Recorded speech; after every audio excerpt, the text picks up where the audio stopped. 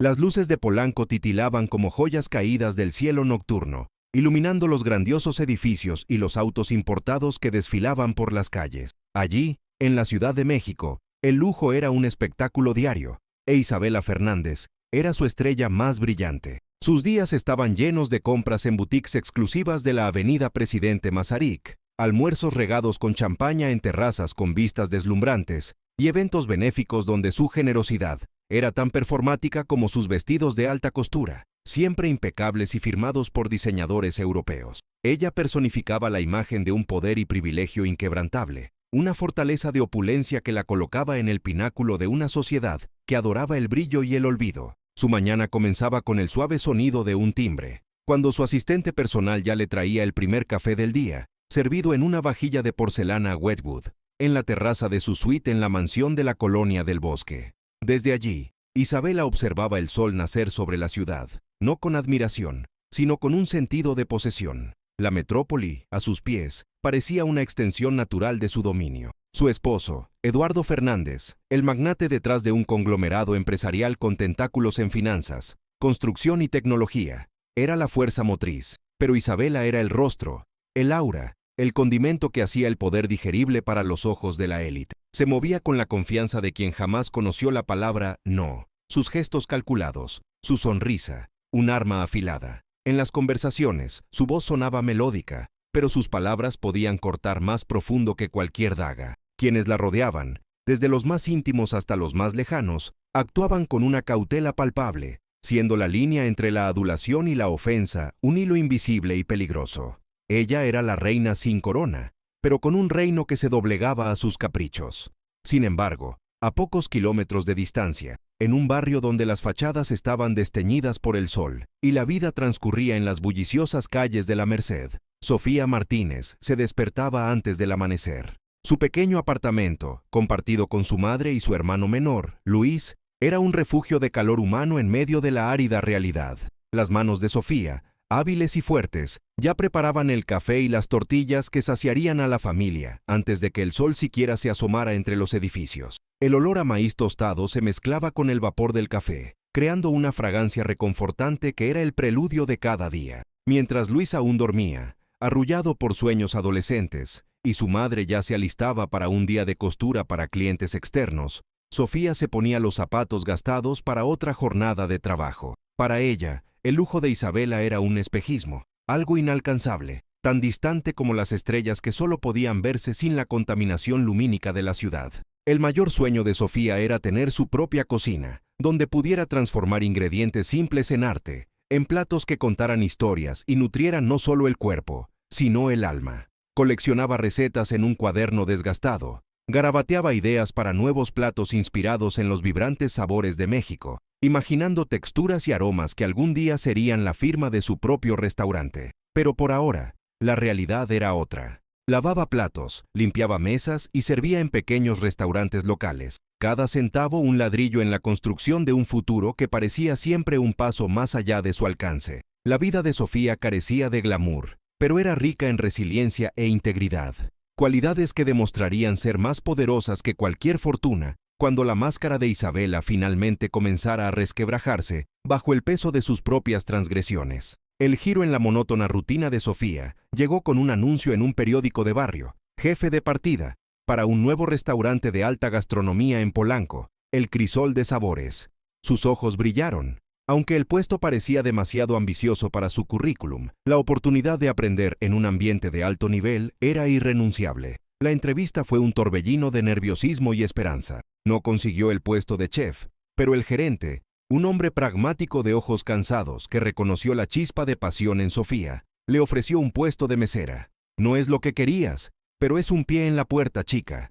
Aquí se aprende a cocinar con los ojos. Sofía aceptó, con el corazón latiendo una mezcla de euforia y aprensión. Sería un desafío, pero la promesa de un mejor salario y la proximidad a su sueño eran incentivos poderosos. Sus primeros días en El Crisol de Sabores fueron una inmersión en un universo paralelo. Los uniformes impecables, el brillo de los cubiertos, la delicadeza de las copas de cristal, la sofisticación silenciosa de los clientes, todo era un recordatorio constante de la línea que dividía su mundo del de ellos. El aroma a trufas y el tintineo de las copas de cristal eran la sinfonía diaria. Sus dedos, acostumbrados al calor de la cocina de su casa, ahora se deslizaban entre platos finos, cada paso una danza delicada para evitar desastres. Soñaba con crear, no solo servir, pero por el momento, ese era el camino. Sofía aprendía con voracidad, observando a los chefs, absorbiendo cada detalle de la presentación de los platos, de los maridajes de vino.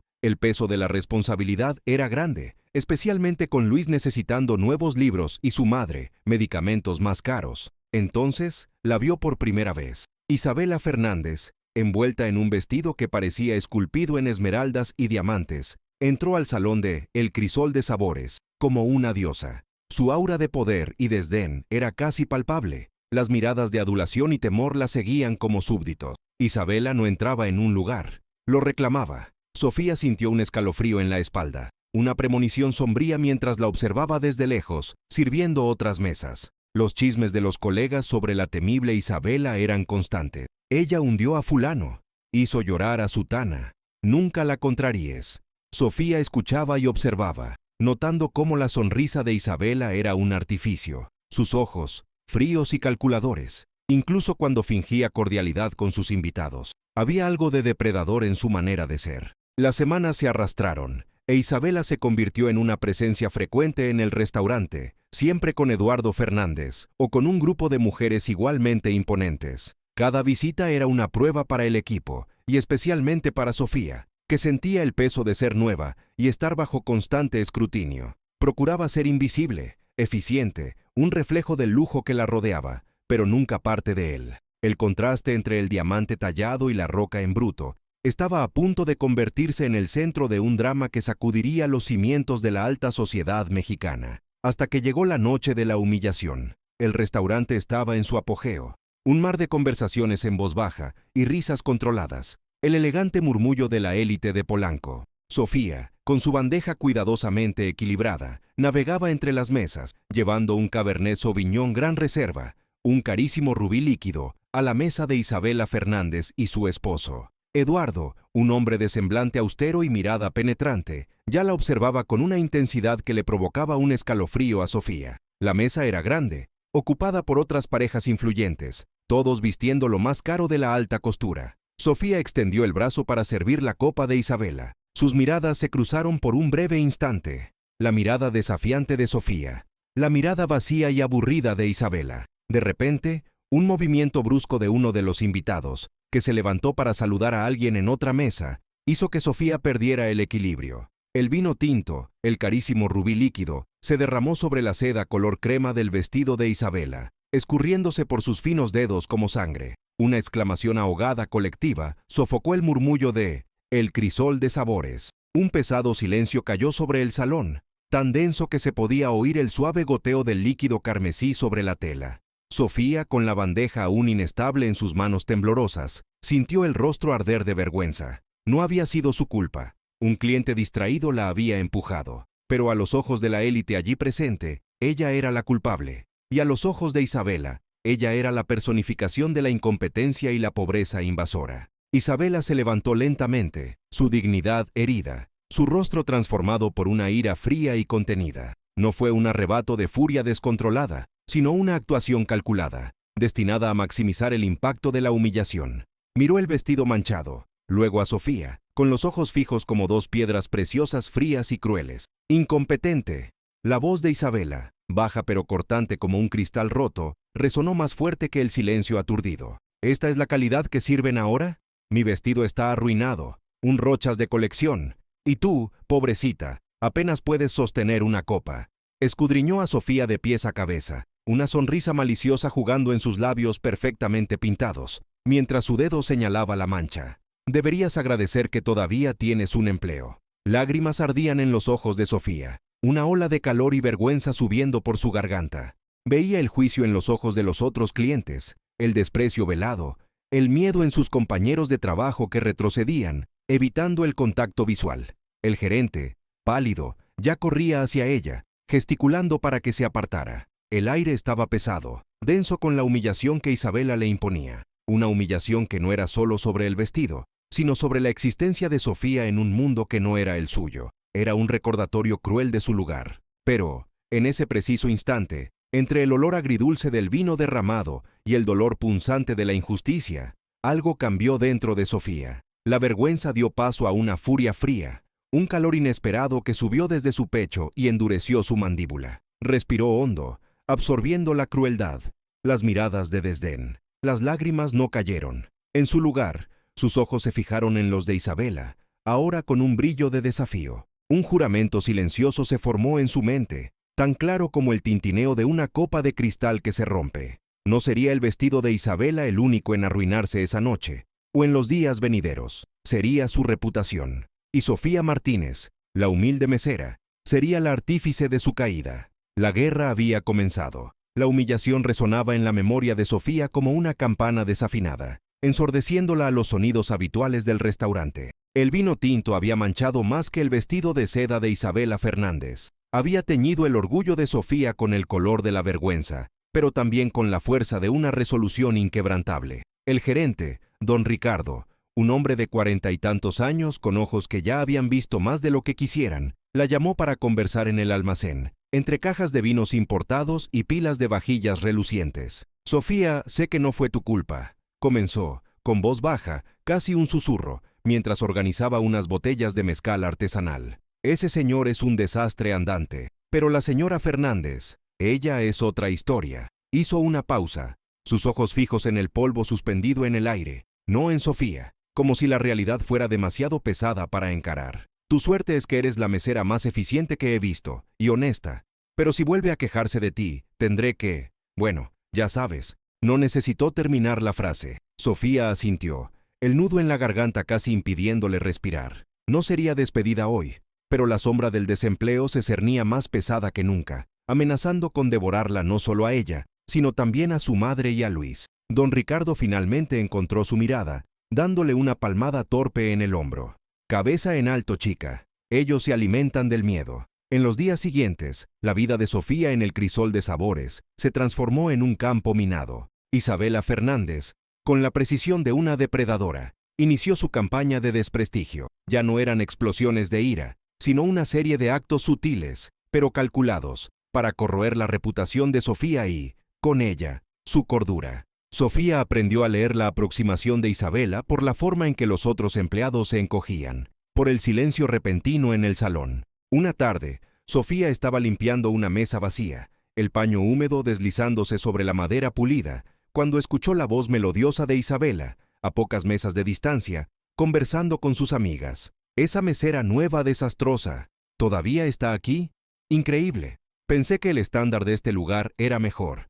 Me da miedo pedir algo más complicado. No vaya a ser que me tire la salsa en el cabello, o peor, en uno de mis vinos favoritos. La última vez casi me hace perder un Rochas». «¿Saben cuánto cuesta un Rochas?». Las amigas reían en tonos ahogados, cómplices de su crueldad, como un macabro coro griego. Sofía sintió las orejas arder, la rabia subiendo por su garganta, pero mantuvo el rostro impasible, continuando su trabajo, invisible, un fantasma de servicio. Se dio cuenta de que Isabela no necesitaba dirigirse directamente a ella para infligir dolor. Bastaba con sembrar la duda y el desprecio entre los demás, como semillas venenosas en un jardín de vanidades. Los sabotajes en el restaurante se volvieron frecuentes, con una frecuencia casi diaria. Una noche, dejó su comanda en un mostrador, y cuando volvió, uno de los platos había sido alterado. Un pedido de salmón a la parrilla, para una clienta con restricciones alimenticias, se transformó en salmón en salsa de pimienta, algo que la clienta detestaba. La clienta se quejó furiosamente,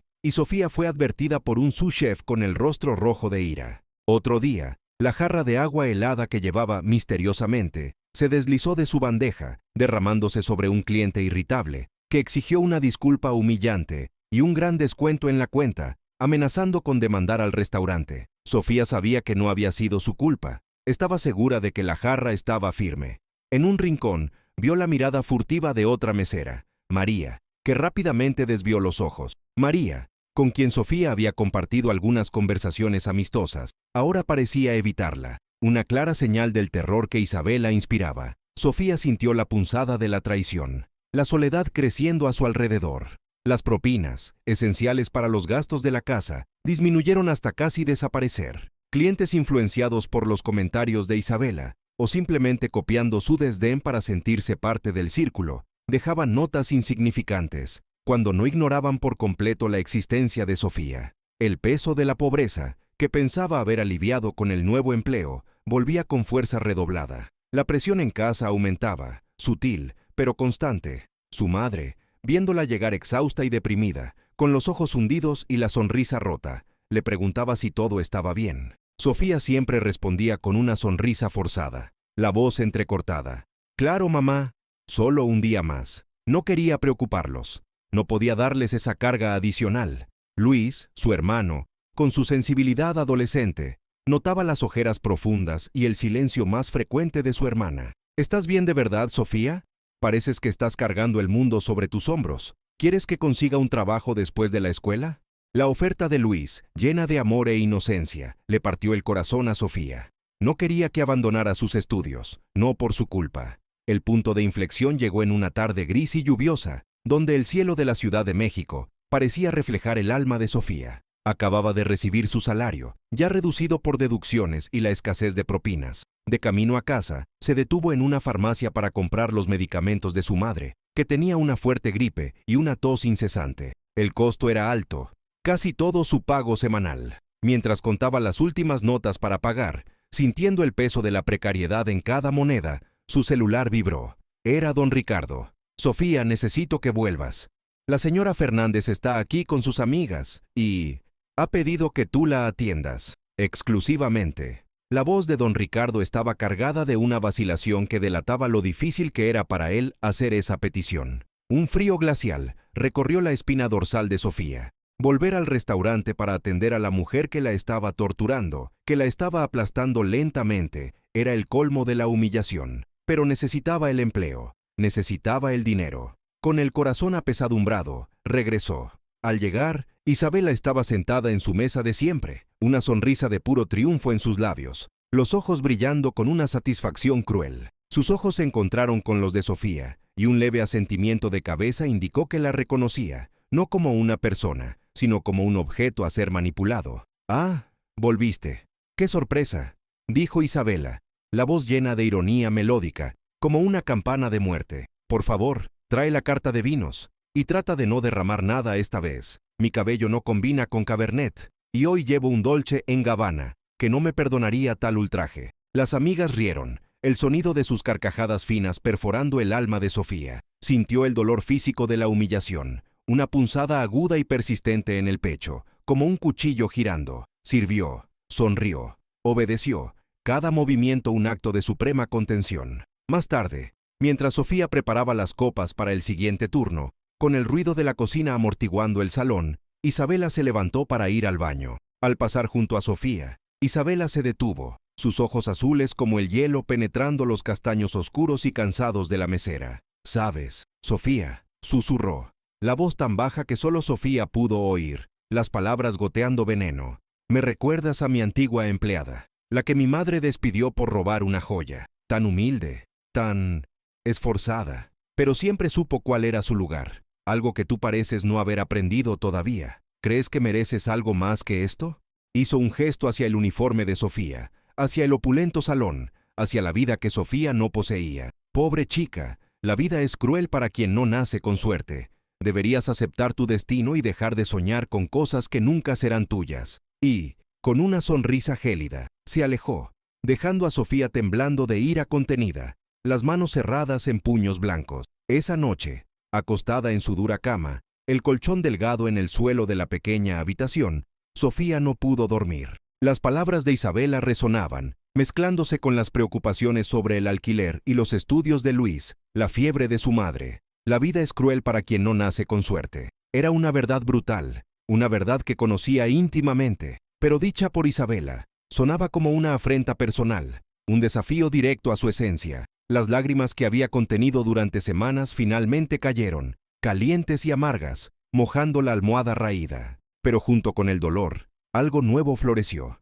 una determinación férrea. Ya no se trataba solo de sobrevivir, se trataba de justicia. Isabela no la vería quebrarse, la vería luchar. Sofía se dio cuenta de que la humillación era el arma de Isabela, pero el desprecio de la mujer también la volvía ciega, ciega a la chispa de fuego en los ojos de la mesera, ciega a la inteligencia que se escondía detrás de la aparente sumisión. A partir de ese día, Sofía cambió su enfoque. Siguió siendo la mesera ejemplar, pero sus ojos y oídos se agudizaron. Comenzó a observar a Isabela y Eduardo Fernández con una atención casi forense, buscando grietas en la fachada de perfección. Era como estudiar un texto antiguo, buscando símbolos ocultos. Notaba la tensión sutil en las manos de Eduardo cuando hablaba por teléfono, el brillo excesivo en los ojos de Isabela cuando reía demasiado fuerte, como si quisiera convencerse a sí misma de su propia felicidad.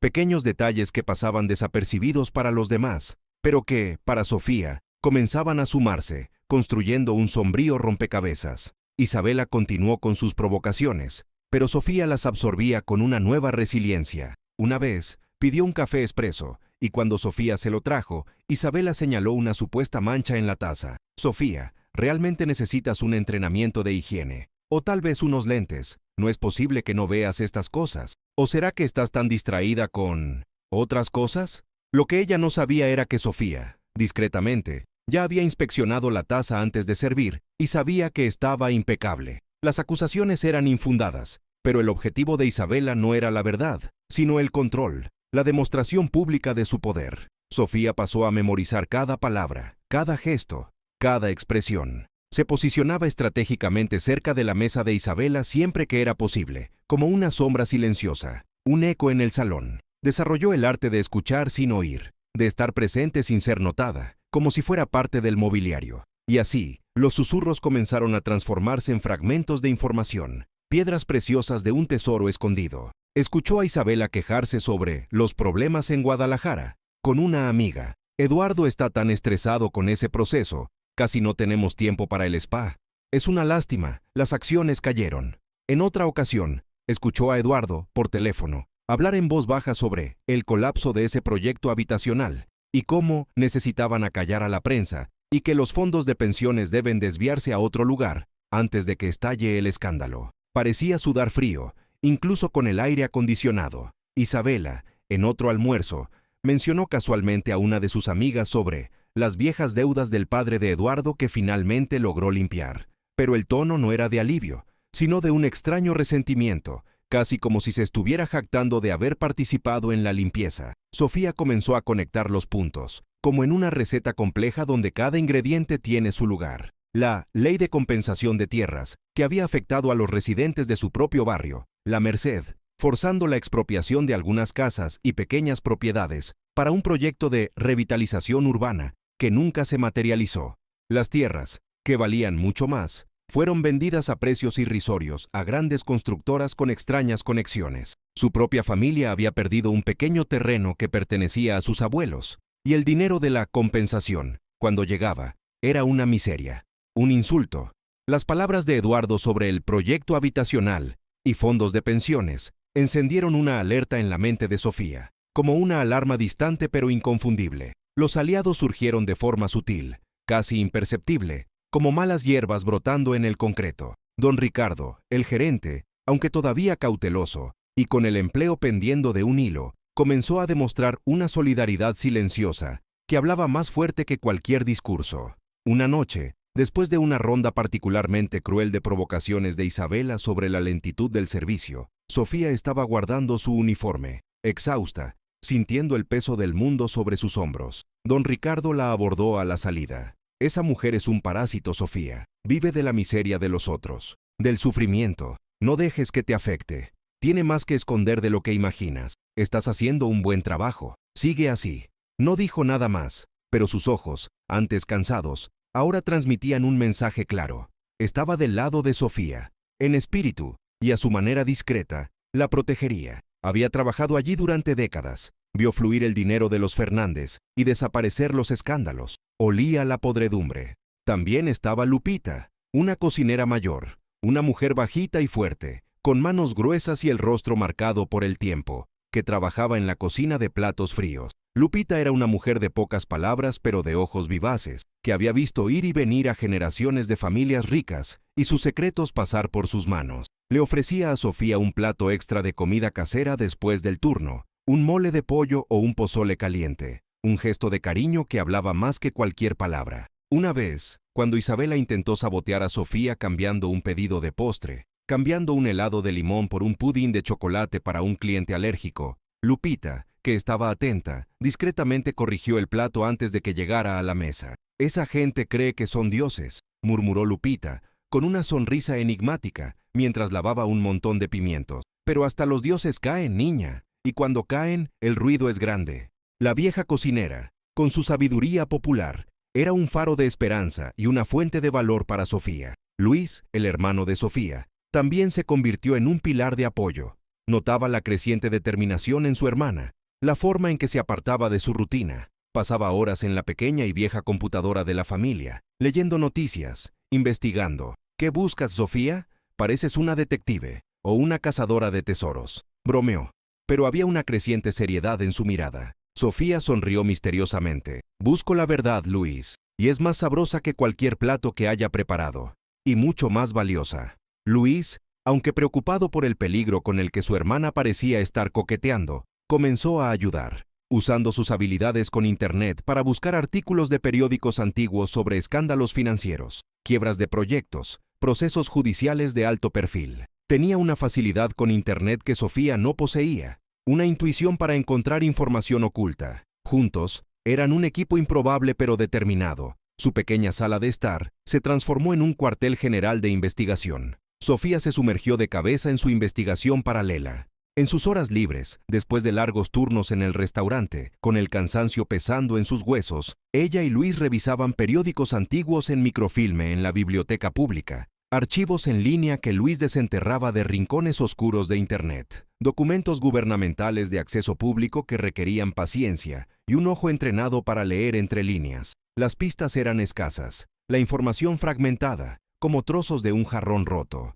Los fragmentos de conversaciones de Isabela y Eduardo, antes solo chismes, comenzaron a transformarse en un sombrío mapa de corrupción. La pista de Guadalajara los llevó a un escándalo inmobiliario de años atrás. Un gran desarrollo turístico, Brisas del Pacífico, se había prometido en la costa de Jalisco, atrayendo a pequeños inversionistas y comunidades locales con promesas de empleos y desarrollo. El proyecto, sin embargo, quebró de forma sospechosa, dejando a pequeños inversionistas en la miseria y a trabajadores locales sin pago, muchos de ellos perdiendo los ahorros de toda una vida. El nombre del conglomerado de Eduardo Fernández, Grupo Esmeralda, aparecía discretamente en notas a pie de página de reportajes antiguos, como consultor o socio minoritario, que se había retirado a tiempo, pero con ganancias significativas, antes de que el barco se hundiera. Sofía y Luis encontraron fotos desoladoras del lugar, esqueletos de concreto de edificios nunca terminados, maquinaria abandonada, letreros oxidados anunciando un sueño que se convirtió en pesadilla,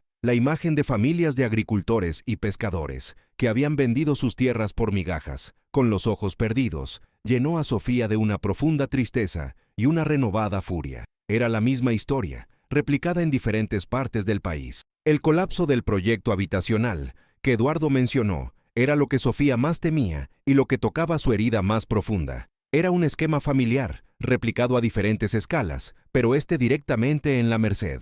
Descubrieron que un proyecto de viviendas populares, prometido por el gobierno, había sido abandonado después de la compra de terrenos a precios ridículos. El dinero federal, destinado a la construcción, simplemente desapareció, evaporándose como humo en el viento.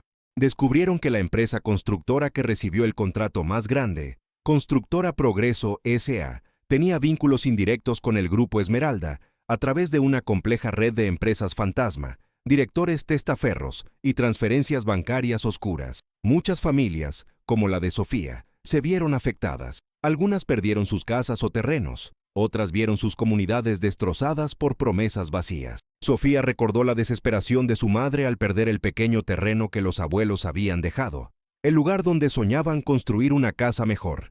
La investigación sobre las viejas deudas del padre de Eduardo resultó ser aún más perturbadora.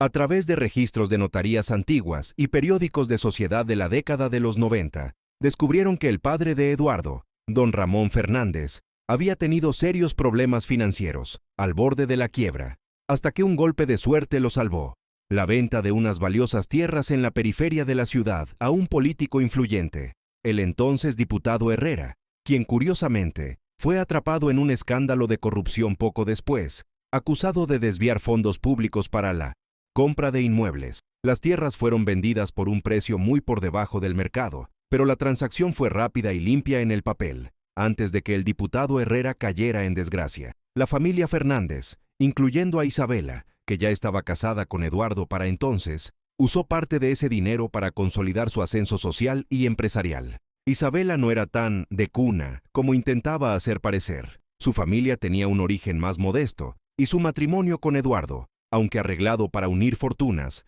fue un paso estratégico para consolidar su propio estatus en una sociedad que valoraba la sangre azul. Tenía algo que esconder sobre sus propias raíces y la forma en que había entrado a la alta sociedad, un talón de Aquiles en su armadura de arrogancia. La gran revelación llegó en una noche agitada, bajo las luces brillantes y la melodía de un cuarteto de cuerdas en El Crisol de Sabores. Era una cena importante, con la presencia de un ministro y varios empresarios de peso. Las conversaciones salpicadas de risas forzadas y brindis de coñac carísimo. Isabela y Eduardo estaban en su mesa habitual, en el centro del salón, como monarcas observando a sus súbditos. La tensión era palpable, no solo para el equipo del restaurante, sino entre la propia pareja. Sofía notó que Isabela estaba particularmente nerviosa, pellizcándose la piel alrededor de sus uñas perfectamente esmaltadas, algo que nunca hacía. Eduardo parecía igualmente tenso, con llamadas telefónicas constantes y conversaciones susurradas en un rincón aislado, sus ojos lanzando miradas inquietas a Isabela. En un momento dado, durante un discurso monótono del ministro sobre progreso económico, Isabela se levantó abruptamente, con un aire de irritación, y fue al baño, dejando su pequeño clutch de diseñador, incrustado de cristales, sobre la silla. Don Ricardo, el gerente, estaba ocupado sirviendo al ministro y a su equipo de seguridad, el rostro contraído de nerviosismo. Era la oportunidad que Sofía esperaba, una ventana de pocos minutos que podría sellar el destino de todos. El corazón de Sofía latía como un tambor en su pecho, tan fuerte que temía que los demás pudieran oírlo. Dudó por un momento, la moralidad de su acción pesando sobre ella, la delgada línea entre lo correcto y lo incorrecto volviéndose borrosa. Pero la imagen de las lágrimas de su madre, el rostro cansado de Luis, las familias desamparadas por el fraude de Eduardo, todo eso la impulsó.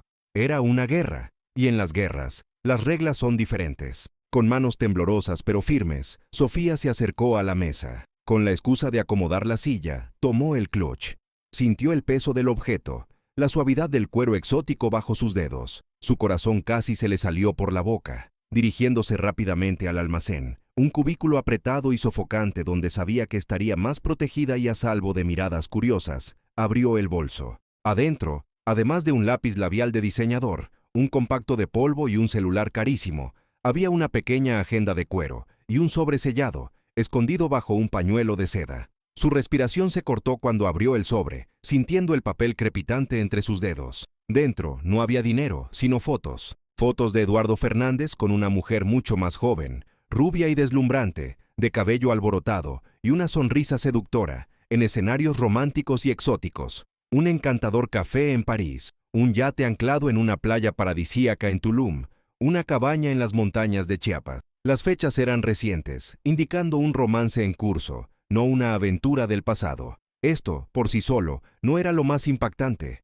Las traiciones eran comunes en ese medio. Pero junto a las fotos, había copias de transferencias bancarias significativas, hechas desde una cuenta offshore, con el nombre Fondo Esmeralda Suiza, vinculada a Eduardo a una cuenta a nombre de la mujer rubia. La cantidad era asombrosa, suficiente para financiar una pequeña empresa o comprar un penthouse de lujo, y más. Había una copia de un correo electrónico de un renombrado abogado, con el asunto Acuerdo de Confidencialidad.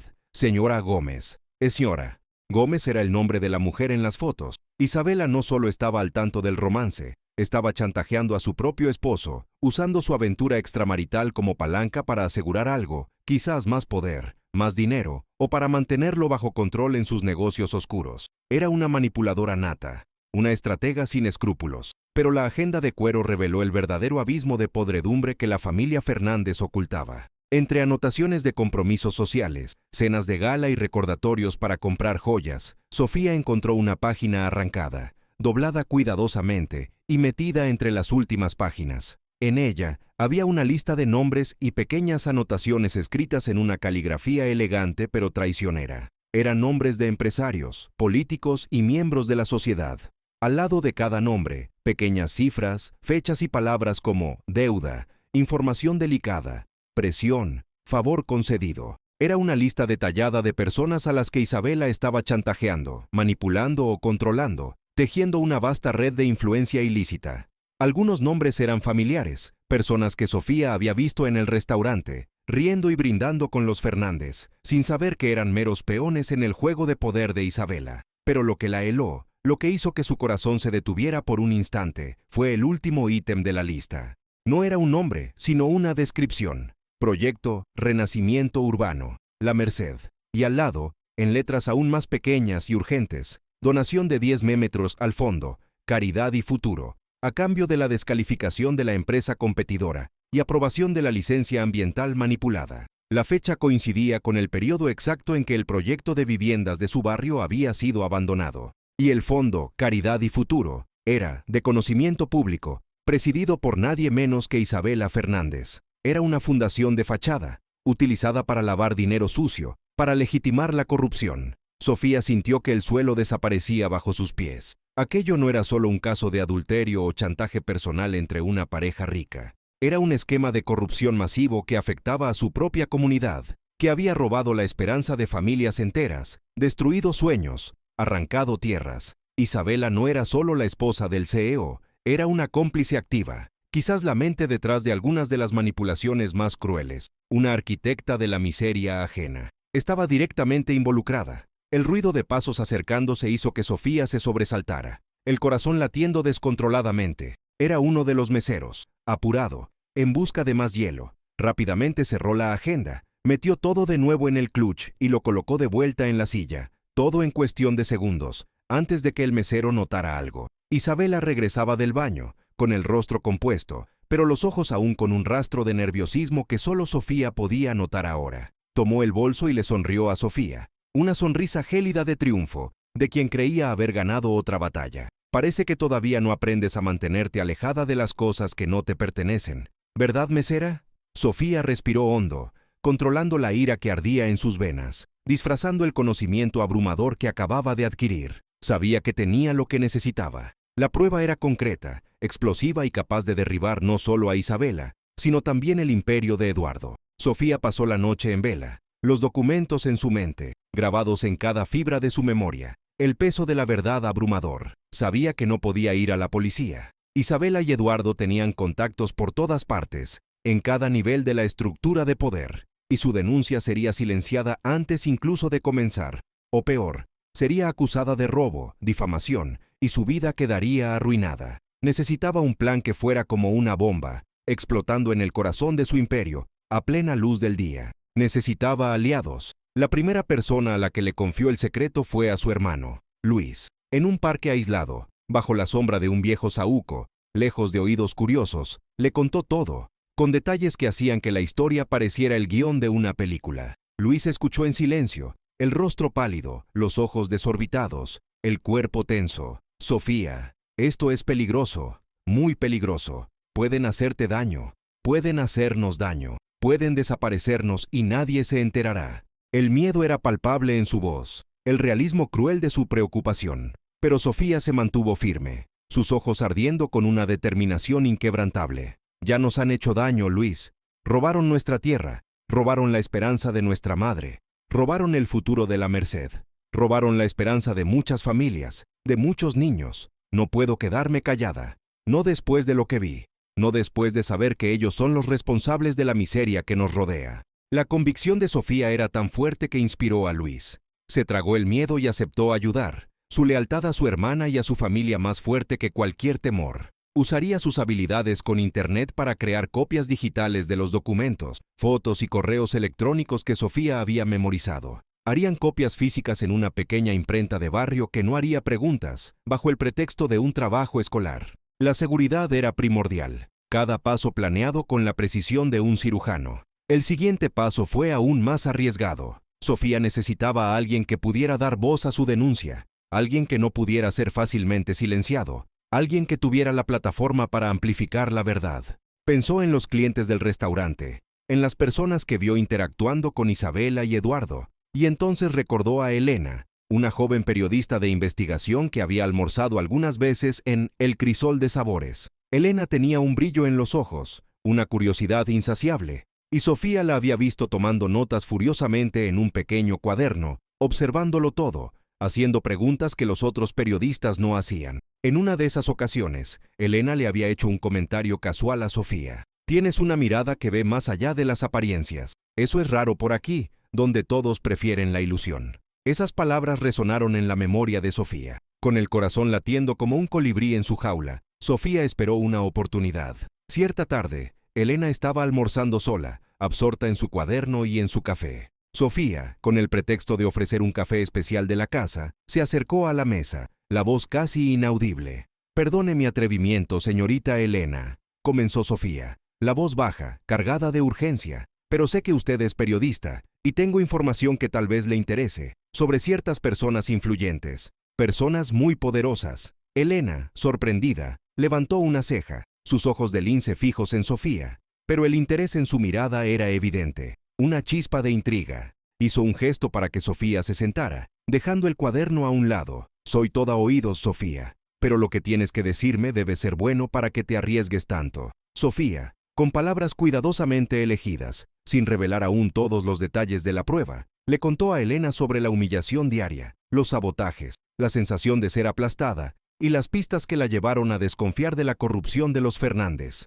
Mencionó Guadalajara, la Merced, el desvío de fondos. Elena, una mujer pragmática y endurecida por las batallas contra el poder, escuchó atentamente, su rostro contorsionándose en una mezcla de incredulidad y reconocimiento. Sabía que Sofía lo estaba arriesgando todo. «¿Tienes alguna prueba, Sofía?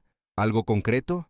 Porque sin eso es solo la palabra de una mesera, por más valiente que sea, contra la de una mujer que controla la prensa, el poder judicial y medio México». Sofía asintió, sus ojos transmitiendo la verdad que sus palabras aún no podían contener por completo. «La tengo, y no es solo contra ella, es contra él también, y afecta a muchas familias como la mía. Es un agujero negro de mentiras y miseria». Elena sintió la verdad innegable en las palabras de Sofía. Un fuego se encendió en los ojos de la periodista, la llama de un gran reportaje, de una denuncia que podría sacudir las estructuras. «De acuerdo, hagámoslo, pero tiene que ser perfecto y seguro, para ti y para mí, y para todos los involucrados». Juntas, y con la ayuda discreta de Luis, Sofía y Elena comenzaron a arquitectar la trampa final. La oportunidad perfecta se presentó, la gala benéfica anual de la Fundación Caridad y Futuro, presidida por la propia Isabela Fernández. El evento era el apogeo del calendario social de la élite mexicana,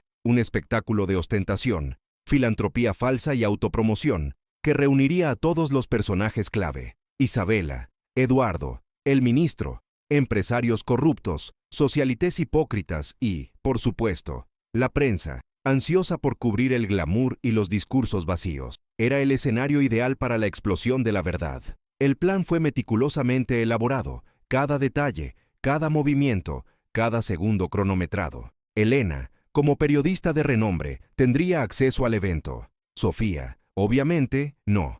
Necesitaban un enlace dentro del evento, alguien que pudiera actuar desde dentro de la guarida de la serpiente. Fue entonces cuando Sofía tuvo una idea. Don Ricardo abordó al gerente nuevamente, esta vez con los ojos firmes y una delgada carpeta en las manos, que contenía las copias de las pruebas que Luis había preparado. «Don Ricardo, sé que usted no puede involucrarse, pero conoce a esta gente mejor que nadie. Sabe lo que hacen, sabe lo que es trabajar para Isabela Fernández». Le mostró una parte de las pruebas, las fotos de Eduardo con la amante, las transferencias, la lista de chantajeados. Los ojos de don Ricardo se abrieron de par en par. Su rostro palideció. La boca se le abrió en una «oh» silenciosa. «Santa Madre, siempre supe que había algo podrido. Pero esto». Miró a Sofía, una mezcla de miedo, conmoción y admiración en su rostro. «¿Qué quieres que haga, Sofía? Nos van a destruir si se enteran». Sofía explicó el plan, con calma, cada palabra pesada con la gravedad de la situación. Necesitaba a alguien que pudiera entregar el resto de las pruebas a Elena dentro del salón de eventos, durante el punto álgido de la gala, cuando Isabela estuviera en el escenario dando su discurso de caridad. Don Ricardo, después de mucha reticencia, y viendo la gravedad de la información y el mal que los Fernández hacían, El mal que él mismo había tolerado durante tanto tiempo, aceptó. Detestaba a Isabela tanto como Sofía, quizás incluso más, por años de humillaciones silenciosas y arbitrariedades. He sido pisoteado por esa mujer durante demasiado tiempo. Mi familia también sufrió por su culpa, allá en Guadalajara. Si puedo ayudar a derribarla, lo haré. Pero necesito garantías de seguridad para ti y para mí, y para mi familia.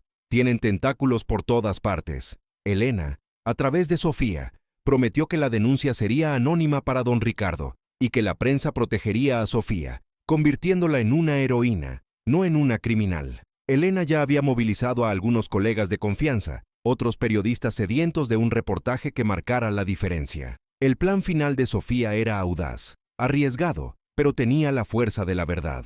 No sería solo la entrega de documentos, quería ir más allá. Quería darle un rostro a la injusticia, una voz a los oprimidos. Elena, a través de sus contactos en medios alternativos y sindicatos de periodistas, consiguió un breve espacio para un homenaje inesperado a una de las figuras filantrópicas presentes, un pretexto perfecto.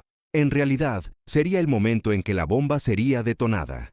Sofía sabía que no podía estar allí físicamente, pero su voz sería escuchada, y su verdad, expuesta. Había grabado un poderoso testimonio en su pequeño celular, la voz entrecortada pero firme, un audio que detallaba no solo las pruebas, sino el viaje de dolor y humillación, la historia de su familia, la historia de las familias afectadas por los esquemas de Eduardo e Isabela. Luis, con su habilidad tecnológica, haría la grabación con calidad profesional en un estudio amateur de un amigo y se aseguraría de que el audio se reprodujera a través de un sistema de sonido externo, transmitido por un pequeño dron de alta potencia, que sería soltado desde un edificio vecino al salón, en el momento exacto. El dron también tendría un proyector de luces fuertes que mostraría las pruebas, las fotos, los documentos, los correos electrónicos, en una pantalla improvisada en la pared exterior del salón, para que la élite dentro del evento y la gente en la calle pudieran ver la verdad al mismo tiempo. La idea era crear un impacto visual y sonoro que nadie pudiera ignorar. El mensaje de Sofía no sería solo sobre la caída de Isabela, sería sobre la hipocresía de la élite, la corrupción que corroía el alma de la ciudad, y la esperanza de que el coraje y la verdad pudieran, finalmente, prevalecer, como una flor brotando en el concreto. La cuenta regresiva para la gala benéfica había comenzado. En los días previos al evento, Sofía apenas dormía. Su corazón latía con una mezcla constante de miedo y emoción. Pasaba horas repasando el plan con Luis, verificando cada detalle del dron, del proyector, del audio. Elena hacía sus propios preparativos, alertando a sus contactos en la prensa, preparando el reportaje para ser publicado en el momento de la explosión. Don Ricardo actuaba como un agente secreto dentro de El Crisol de Sabores, monitoreando a Isabela, obteniendo el plano del salón y los puntos ciegos de la seguridad para el dron. La tensión era palpable en todos ellos, pero la certeza de que estaban haciendo lo correcto los impulsaba. El escenario estaba montado, la trampa, lista, y la humilde mesera, con su voz cargada de justicia, estaba a punto de reescribir el destino de todos. El impacto sería tremendo. México estaba a punto de presenciar una verdad que durante años había estado oculta.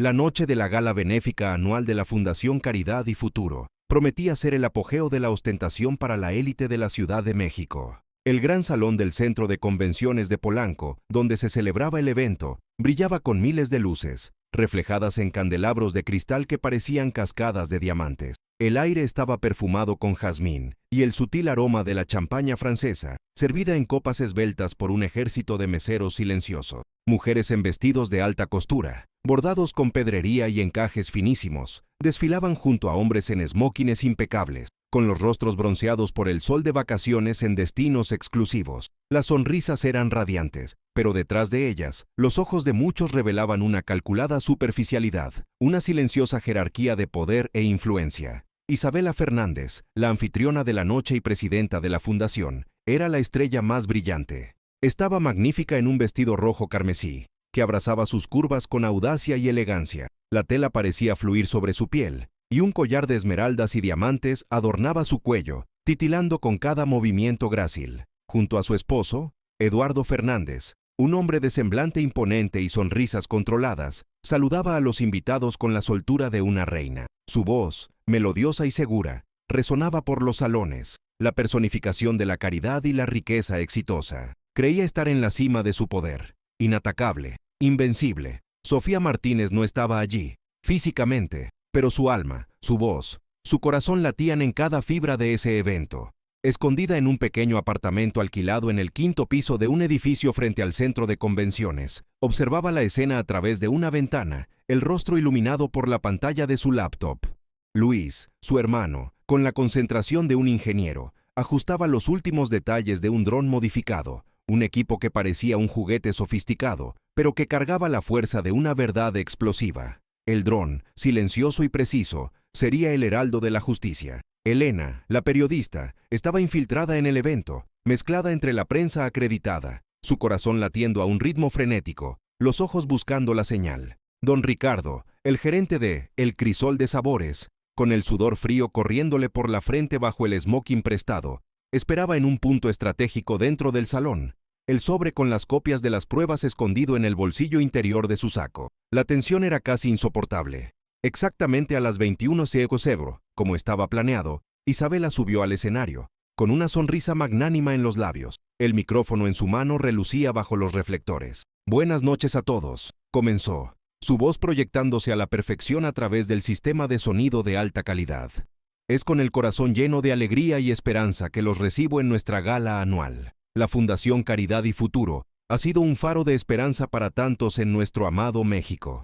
Las palabras fluían, huecas y grandilocuentes, sobre los logros de la fundación, sobre los sacrificios de la élite para ayudar a los menos afortunados. Eduardo, sentado en primera fila, sonreía y aplaudía con orgullo contenido. En ese preciso instante, Sofía le dio la señal a Luis. Ahora, susurró, con el cuerpo tenso. Luis presionó un botón. El dron, minúsculo en el inmenso cielo de la ciudad, pero poderoso en su misión, despegó silenciosamente desde el techo del edificio vecino. En el bolsillo de don Ricardo, el celular vibró. Era la señal de Elena. Con manos temblorosas, el gerente, disimuladamente, se dirigió a Elena y le entregó el sobre. Es todo lo que tiene, y más. Buena suerte, Elena. Elena asintió, con una mirada de pura gratitud, y abrió el sobre, verificando el contenido. Las fotos de Eduardo con la amante, las transferencias bancarias, la lista de chantajeados, el documento sobre la Merced.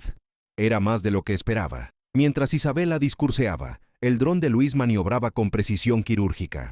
Un pequeño haz de luz surgió del lateral del aparato, inicialmente discreto, y comenzó a proyectar una imagen en la pared exterior del centro de convenciones, visible tanto para la gente de adentro, a través de las inmensas ventanas panorámicas, como para la pequeña multitud que comenzaba a congregarse en la calle, atraída por el lujo y el bullicio del evento. La imagen proyectada era impactante. La foto de Eduardo Fernández con la señora Gómez en Tulum, sonriendo y besándose. Un murmullo inicial de confusión se extendió por el salón. Algunos invitados se giraron hacia las ventanas, curiosos. Isabela, en el escenario, vaciló. Su sonrisa se congeló, la mirada perdida por un instante. Intentó continuar, pero la imagen en la pared cambió. Ahora eran las transferencias bancarias. Luego, la lista de nombres, con las anotaciones sobre el chantaje. El murmullo se transformó en un fuerte rumor, de sorpresa e indignación. Fue entonces cuando el audio de Sofía, potente y claro,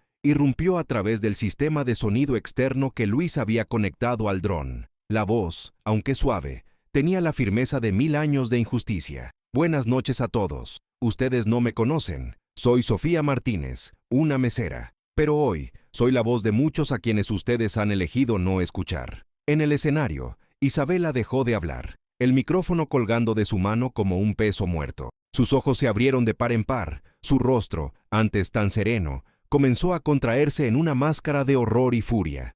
Eduardo se levantó de su silla, pálido, tratando de entender qué estaba sucediendo.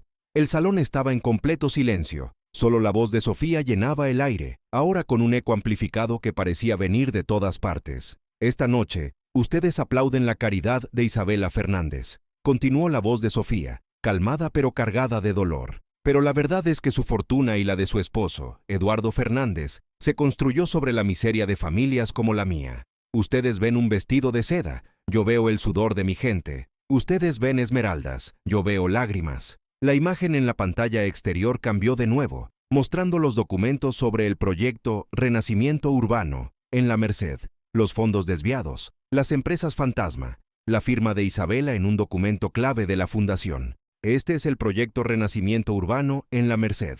Narraba la voz de Sofía, con la didáctica de una maestra, que robó la tierra de mis abuelos, que prometió viviendas a cientos de familias y las dejó en la calle. La donación de $10 millones a la Fundación Caridad y Futuro, presidida por Isabela Fernández, no fue un acto de bondad.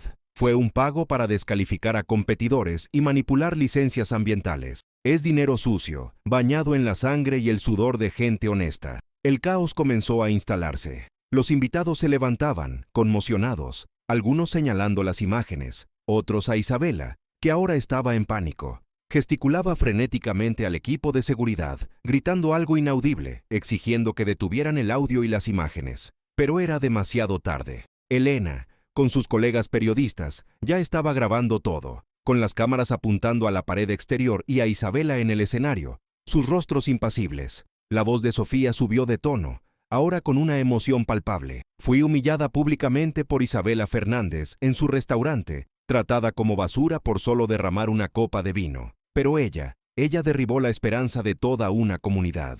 Ella manipula, ella chantajea, ella usa la miseria para construir su imperio de mentiras. Las fotos de Eduardo con la amante parpadeaban en la pantalla, una tras otra, detallando el alcance de su hipocresía conyugal y el chantaje de Isabela sobre él. Eduardo, en su silla, intentaba esconderse, su rostro pálido y derrotado. Ella me dijo que yo no merecía nada más que mi humilde lugar. Pero yo le digo, la verdad no tiene lugar. La verdad es libre. Y la justicia llega, incluso para los poderosos. A estas alturas, el salón era un pandemonio. Susurros de corrupción, traición, escándalo, resonaban como disparos. Algunos de los chantajeados en la lista de Isabela, presentes en el salón, palidecían, tratando de disimular, pero sus ojos revelaban el terror. Los amigos de Isabela se apartaban de ella en el escenario, sus rostros de desdén ahora vueltos hacia la anfitriona, como si nunca la hubieran conocido. Isabela, desolada y furiosa, vio su mundo derrumbarse ante sus ojos. Su imagen de perfección, tan meticulosamente construida a lo largo de los años, se hizo añicos bajo el peso de la verdad. Gritó, palabras ininteligibles, su voz ronca de desesperación y rabia, mientras los guardias de seguridad, finalmente, intentaban silenciar el dron, que planeaba demasiado alto para ser alcanzado fácilmente. La imagen final en la pantalla fue la foto desoladora de las casas incompletas en La Merced, con la leyenda, Renacimiento Urbano, el verdadero rostro de la corrupción. Y entonces, el dron giró y se alejó volando, su misión cumplida, la voz de Sofía enmudeciendo en el aire, pero su eco permanecería para siempre. El silencio que siguió a la partida del dron fue más ensordecedor que cualquier ruido. Luego, la explosión. Las cámaras de los periodistas acreditados, liderados por Elena, dispararon sin parar, enfocando a Isabela en el escenario, cuyo rostro era ahora una caricatura de sí misma, manchado de lágrimas y maquillaje corrido. Eduardo, a su lado, intentaba en vano calmarla, pero estaba tan expuesto como ella. Los invitados se dispersaron en tumulto, apresurándose a abandonar el salón,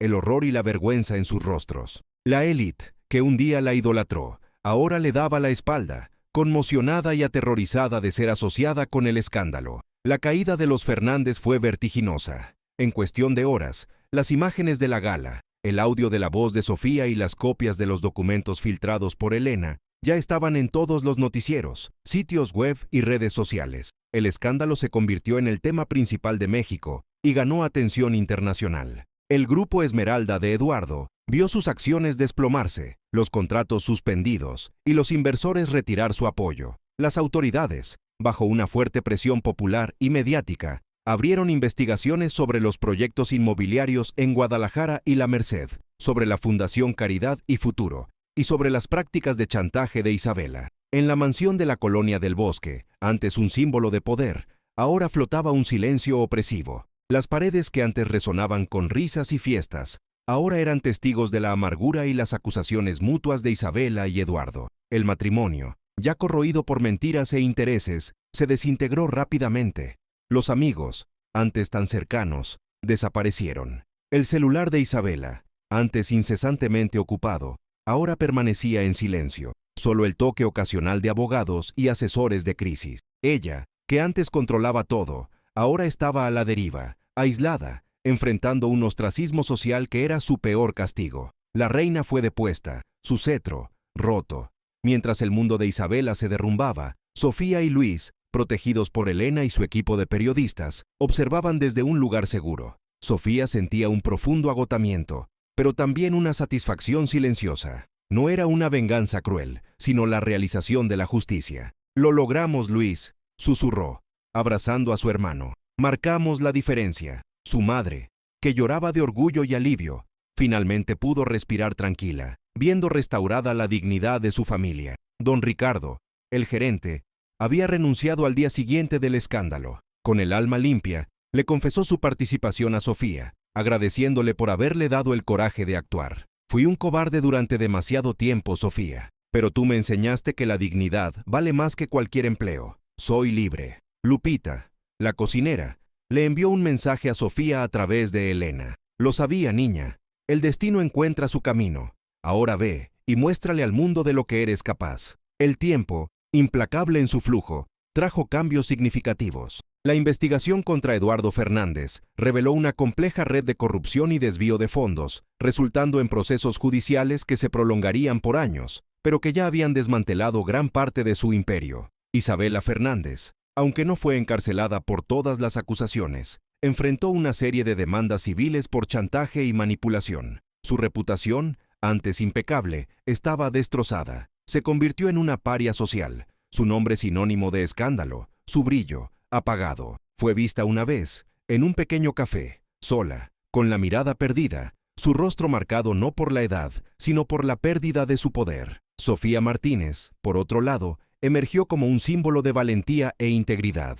El dinero que la familia Fernández tuvo que pagar como compensación a las víctimas del proyecto de la Merced, aunque insuficiente para reparar todo el daño, le dio un nuevo aliento a la comunidad. Y para Sofía, fue el empujón que necesitaba. 6 meses después de la gala, la pequeña propiedad que pertenecía a los abuelos de Sofía en la Merced, ahora renovada con la ayuda de la comunidad y de pequeños inversores inspirados por su historia, abrió sus puertas como el sabor de la verdad. No era un restaurante lujoso de Polanco, sino un acogedor gastropub, con paredes coloridas, mesas de madera rústica y un aroma que invitaba al alma. Allí, Sofía finalmente realizaba su sueño, transformando ingredientes simples en platos complejos y deliciosos, que contaban la historia de México y su gente. El sabor de la verdad se convirtió rápidamente en un éxito, no solo por la comida, que era excepcional, sino por la historia que representaba. Sofía empleaba y capacitaba a mujeres de la comunidad, madres solteras, jóvenes soñadoras, dándoles la oportunidad que ella tanto buscó. Les enseñaba no solo a cocinar, sino a creer en sí mismas. Luis, ahora matriculado en la universidad, ayudaba en la administración y la difusión del negocio, aplicando sus conocimientos de informática. La madre de Sofía, con la salud restablecida y la sonrisa de vuelta en los labios, era el alma del lugar, siempre acogedora y orgullosa. Elena, la periodista, se convirtió en una amiga y mentora de Sofía, y su carrera floreció. Continuó exponiendo la corrupción y la injusticia, inspirada por la valentía de la mesera. Sofía, la joven mesera que todos subestimaron, que fue humillada y pisoteada, había demostrado que la integridad, el coraje y la búsqueda de la justicia pueden derribar incluso a los más poderosos imperios de mentiras. El sabor de la verdad no era solo un restaurante, era un recordatorio vivo de que, al final, la verdad siempre encuentra su camino a la mesa, y su sabor es el más dulce de todos, y que incluso la voz más humilde puede convertirse en un trueno capaz de sacudir los cimientos del poder. Si te emocionaste con la valentía de Sofía y el giro de esta historia, no olvides dejar tu me gusta. ¿Quieres seguir más narrativas inspiradoras y llenas de justicia? Suscríbete al canal para no perderte nada. Comparte esta historia con tus amigos para que el mensaje de esperanza y empoderamiento llegue a aún más personas. Deja tu comentario abajo. ¿Qué fue lo que más te marcó en el viaje de Sofía? ¿Qué lección te llevas para tu vida?